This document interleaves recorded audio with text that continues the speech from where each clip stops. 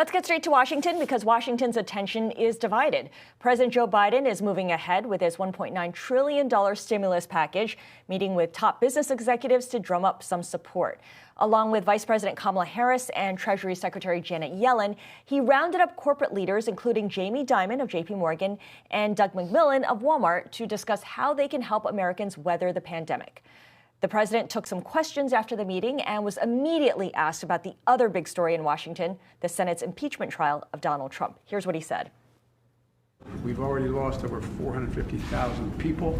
We're going to lose a whole lot more if we don't act decisively and quickly. A lot of people, as I said, a lot of children are going to bed hungry. A lot of families are food insecure. They're in trouble. That's my job. The Senate has their job. The Senate has their job, and as you know, President Trump is accused of inciting a violent mob of supporters who breached Capitol Hill on January 6th. Now, joining us to discuss the latest goings-on, plural, in Washington is Bloomberg News reporter Jennifer Epstein.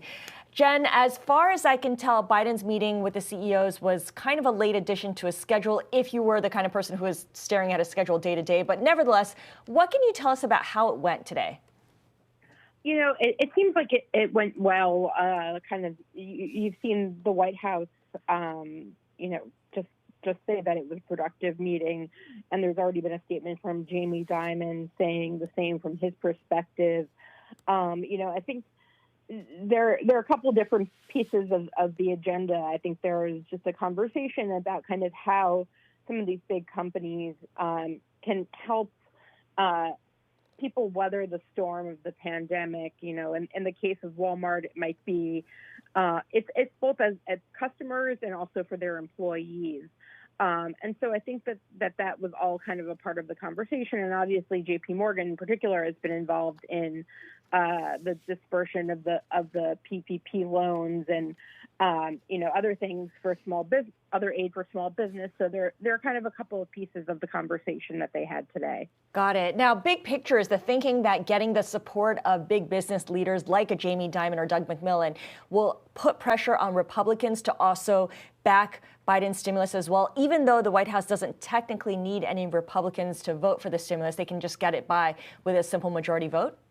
Yeah, I think that the White House is trying really hard to show that the broad strokes of its ideas are widely supported. They're pointing to a lot of public polling that shows, upwards of 65 or 70% of Americans supporting the proposals that he has, including the direct relief checks and so on. And so, they're really trying to show that even if there is not bipartisan cooperation in Washington, even if Republicans choose not to get on board, that there is widespread support in the country. And I think getting business leaders, to speak somewhat favorably of the ideas coming from this White House is a piece of that, is to just because Biden did speak so much on the campaign trail and since being elected about the idea of unity. And, he's obviously dealing with an extremely tough partisan situation in Washington.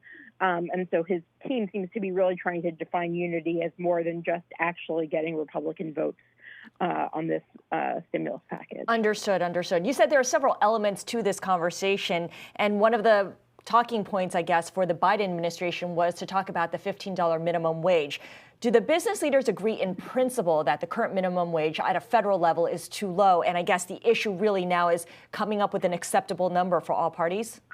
Yeah, I mean, I think with this specific group of CEOs, you actually had a few who have supported raising their minimum wage in their companies to at least $15 an hour. I think it's even a little bit higher than that within JPMorgan Chase now.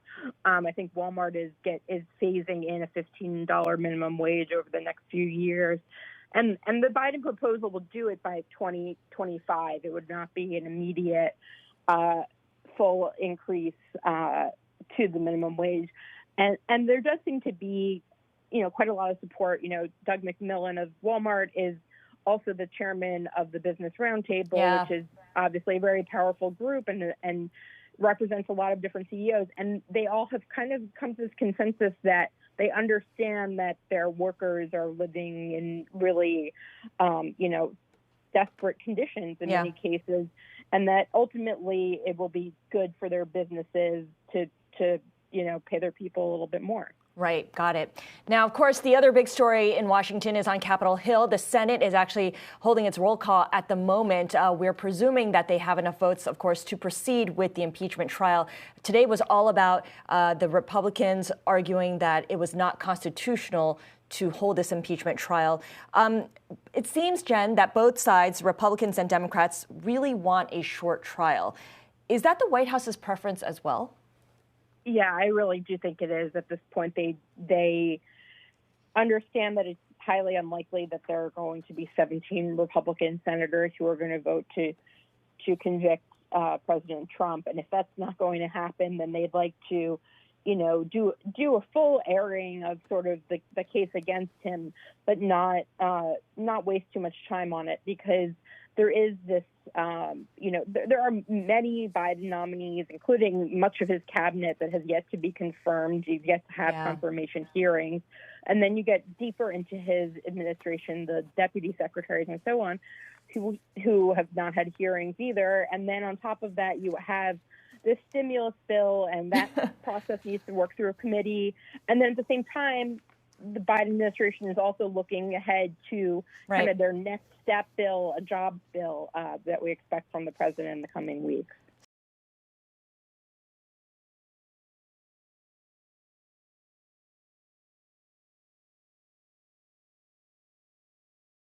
The biggest stories the moment they happen from around the globe. Subscribe to Bloomberg Quick Take now for insight in an instant.